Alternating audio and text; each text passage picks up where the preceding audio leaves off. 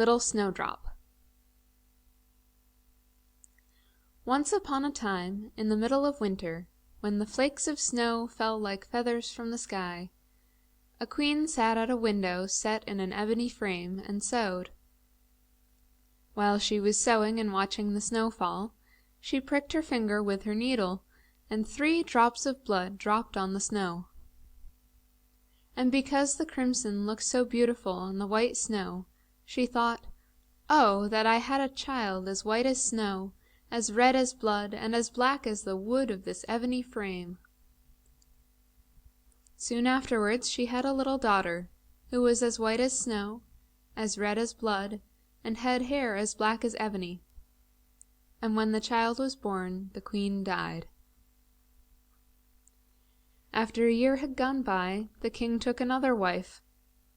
She was a handsome lady, but proud and haughty, and could not endure that any one should surpass her in beauty.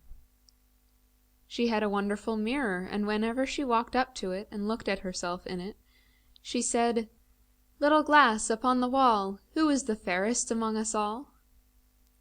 Then the mirror replied, "Lady Queen, so grand and tall, thou art the fairest of them all." And she was satisfied, for she knew the mirror always told the truth. But Snowdrop grew ever taller and fairer, and at 7 years old was beautiful as the day and more beautiful than the queen herself. So once, when the queen asked of her mirror, "Little glass upon the wall, who is the fairest among us all?" it answered, "Lady Queen, you are grand and tall, but Snowdrop is fairest of you all." Then the queen was startled, and turned yellow and green with envy. From that hour she so hated Snowdrop that she burned with secret wrath whenever she saw the maiden. Pride and envy grew apace like weeds in her heart, till she had no rest day or night. So she called a huntsman and said, "Take the child out in the forest, for I will endure her no longer in my sight. Kill her, and bring me her lungs and liver as tokens that you have done it." The huntsman obeyed and led the child away, but when he had drawn his hunting knife and was about to pierce Snowdrop's innocent heart, she began to weep and said, "Ah, dear huntsman, spare my life, and I will run deep into the wild forest and never more come home." The huntsman took pity on her, because she looked so lovely, and said, "Run away then, poor child." "The wild beasts will soon make an end of thee," he thought. But it seemed as if a stone had been rolled from his heart because he had avoided taking her life. And as a little bear came by just then, he killed it, took out its liver and lungs, and carried them as tokens to the queen. She made the cook dress them with salt, and then the wicked woman ate them and thought she had eaten Snowdrop's lungs and liver. The poor child was now all alone in the great forest, and she felt frightened as she looked at all the leafy trees and knew not what to do. So she began to run, and ran over the sharp stones and through the thorns, and the wild beasts passed close to her, but did her no harm. She ran as long as her feet could carry her, and when evening closed in, she saw a little house and went into it to rest herself. Everything in the house was very small, but I cannot tell you how pretty and clean it was. There stood a little table covered with a white tablecloth, on which were 7 little plates, each little plate with its own little spoon, also 7 little knives and forks, and 7 little cups. Round the walls stood 7 little beds close together, with sheets as white as snow. Snowdrop, being so hungry and thirsty, ate a little of the vegetables and bread on each plate, and drank a drop of wine from every cup, for she did not like to empty one entirely. Then, being very tired, she laid herself down in one of the beds, but could not make herself comfortable, for one was too long and another too short.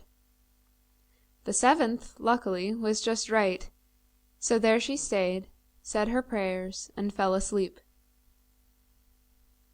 When it was grown quite dark, home came the masters of the house, 7 dwarfs, who delved and mined for iron among the mountains.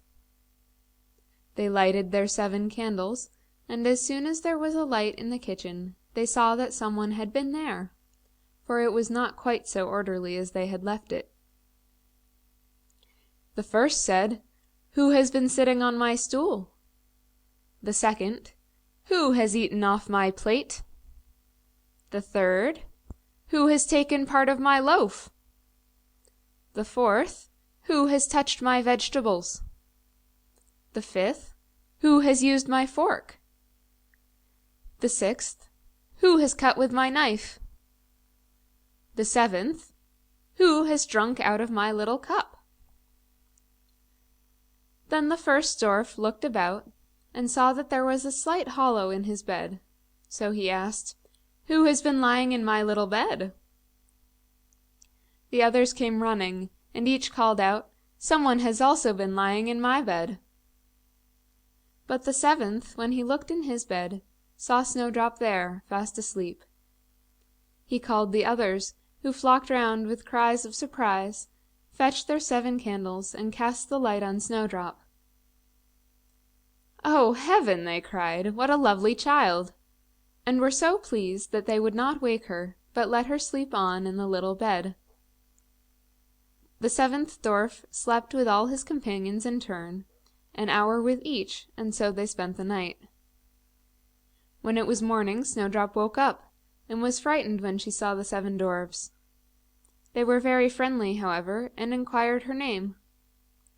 "Snowdrop," answered she. "How have you found your way to our house?" further asked the dwarfs. So she told them how her stepmother had tried to kill her, how the huntsman had spared her life, and how she had run the whole day through, till at last she had found their little house. Then the dwarfs said, "If thou wilt keep our house, cook, make the beds, wash, sew, and knit, and make all neat and clean, thou canst stay with us, and shalt want for nothing." "I will right willingly," said Snowdrop. So she dwelt with them and kept their house in order. Every morning they went out among the mountains to seek iron and gold, and came home ready for supper in the evening. The maiden being left alone all day long, the good dwarfs warned her, saying, "Beware of thy wicked stepmother, who will soon find out that thou art here. Take care that thou lettest nobody in." The queen, however, after having, as she thought, eaten Snowdrop's lungs and liver, had no doubt that she was again the first and fairest woman in the world. So she walked up to her mirror and said, "Little glass upon the wall, who is the fairest among us all?" The mirror replied, "Lady Queen, so grand and tall, here you are fairest of them all. But over the hills with the 7 dwarfs old, lives Snowdrop, fairer 100-fold." She trembled, knowing that the mirror never told a falsehood. She felt sure that the huntsman had deceived her, and that Snowdrop was still alive.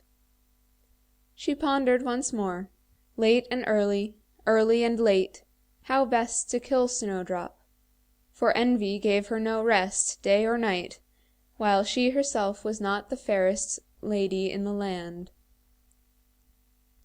When she had planned what to do, she painted her face, dressed herself like an old peddler woman, and altered her appearance so much that no one could have known her. In this disguise she went over the 7 hills, to where the 7 dwarfs dwelt, knocked at the door, and cried, "Good wares, cheap, very cheap." Snowdrop looked out of the window and cried, "Good morning, good woman, what have you to sell?" "Good wares, smart wares," answered the queen, "bodice laces of all colors," and drew out one which was woven of colored silk. "I may surely let this honest dame in," thought Snowdrop. So she unfastened the door and bought for herself the pretty lace. "Child," said the old woman, "what a figure thou art! Let me lace thee for once properly."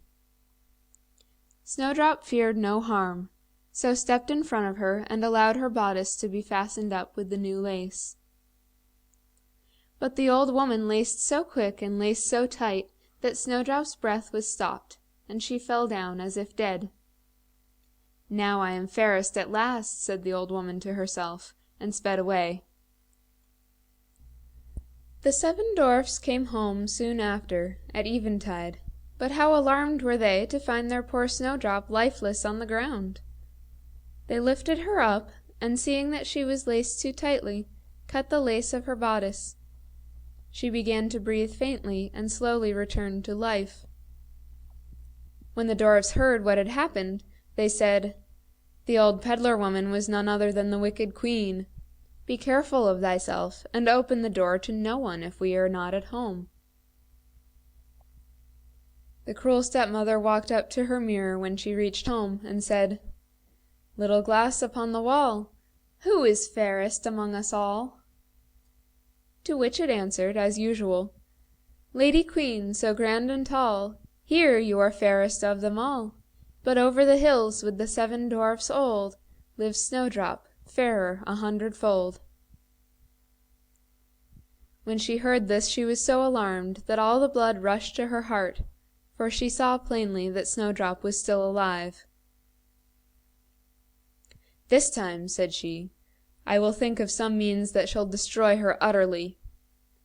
And with the help of witchcraft, in which she was skillful, she made a poisoned comb. Then she changed her dress and took the shape of another old woman. Again she crossed the 7 hills to the home of the 7 dwarfs, knocked at the door, and cried, "Good wares, very cheap." Snowdrop looked out and said, "Go away, I dare let no one in." "You may surely be allowed to look," answered the old woman, and she drew out the poisoned comb and held it up. The girl was so pleased with it that she let herself be cajoled, and opened the door. When the bargain was struck, the dame said, "Now let me dress your hair properly for once." Poor Snowdrop took no heed, and let the old woman begin. But the comb had scarcely touched her hair before the poison worked, and she fell down senseless. "Paragon of beauty," said the wicked woman, "all is over with thee now," and went away. Luckily it was near evening, and the 7 dwarfs soon came home. When they found Snowdrop lifeless on the ground, they at once distrusted her stepmother. They searched, and found the poisoned comb, and as soon as they had drawn it out, Snowdrop came to herself and told them what had happened. Again they warned her to be careful, and open the door to no one. The queen placed herself before the mirror at home, and said, "Little glass upon the wall, who is fairest among us all?" But it again answered, "Lady Queen, so grand and tall, here you are fairest of them all. But over the hills, with the 7 dwarfs old, lives Snowdrop, fairer 1,000-fold." When she heard the mirror speak thus, she quivered with rage. "Snowdrop shall die," she cried, "if it costs me my own life." Then she went to a secret and lonely chamber, where no one ever disturbed her, and compounded an apple of deadly poison. Ripe and rosy cheeked, it was so beautiful to look upon that all who saw it longed for it, but it brought death to any who should eat it. When the apple was ready, she painted her face, disguised herself as a peasant woman, and journeyed over the 7 hills to where the 7 dwarfs dwelt. At the sound of the knock, Snowdrop put her head out of the window and said, "I cannot open the door to anybody, for the 7 dwarfs have forbidden me to do so." "Very well," replied the peasant woman. "I only want to be rid of my apples. Here, I will give you one of them." "No," said Snowdrop, "I dare not take it." "Art thou afraid of being poisoned?" asked the old woman. "Look here, I will cut the apple in 2, and you shall eat the rosy side, and I the white." Now the fruit was so cunningly made that only the rosy side was poisoned. Snowdrop longed for the pretty apple, and when she saw the peasant woman eating it, She could resist no longer, but stretched out her hand and took the poisoned half. She had scarcely tasted it when she fell lifeless to the ground. The queen, laughing loudly, watched her with a barbarous look, and cried, "Oh, thou who art white as snow, red as blood, and black as ebony, the 7 dwarfs cannot awaken thee this time." And when she asked the mirror at home, "Little glass upon the wall, who is fairest among us all?" the mirror at last replied, "Lady Queen, so grand and tall, you are the fairest of them all." So her envious heart had as much repose as an envious heart can ever know. When the dwarfs came home in the evening, they found Snowdrop lying breathless and motionless on the ground. They lifted her up, searched whether she had anything poisonous about her, unlaced her, combed her hair, washed her with water and with wine, but all was useless, for they could not bring the darling back to life. They laid her on a bier, and all the 7 placed themselves round it, and mourned for her 3 long days. Then they would have buried her, but that she still looked so fresh and lifelike, and had such lovely rosy cheeks.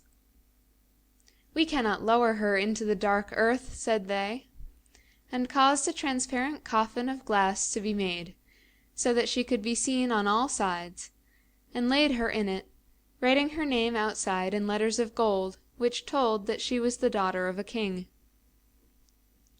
Then they placed the coffin on the mountain above, and one of them always stayed by and guarded it. But there was little need to guard it, for even the wild animals came and mourned for Snowdrop, the birds likewise, first an owl, and then a raven, and afterwards a dove. Long, long years did Snowdrop lie in her coffin unchanged, looking as though asleep, for she was still white as snow, red as blood, and her hair was as black as ebony. At last the son of a king chanced to wander into the forest, and came to the dwarf's house for a night's shelter. He saw the coffin on the mountain, with the beautiful Snowdrop in it, and read what was written there in letters of gold. Then he said to the dwarfs, "Let me have the coffin. I will give you whatever you like to ask for it." But the dwarfs answered, "We would not part with it for all the gold in the world."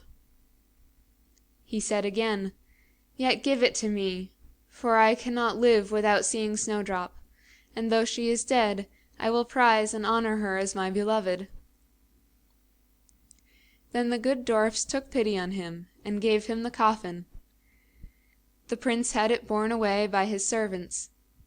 They happened to stumble over a bush, and the shock forced the bit of poisoned apple, which Snowdrop had tasted, out of her throat.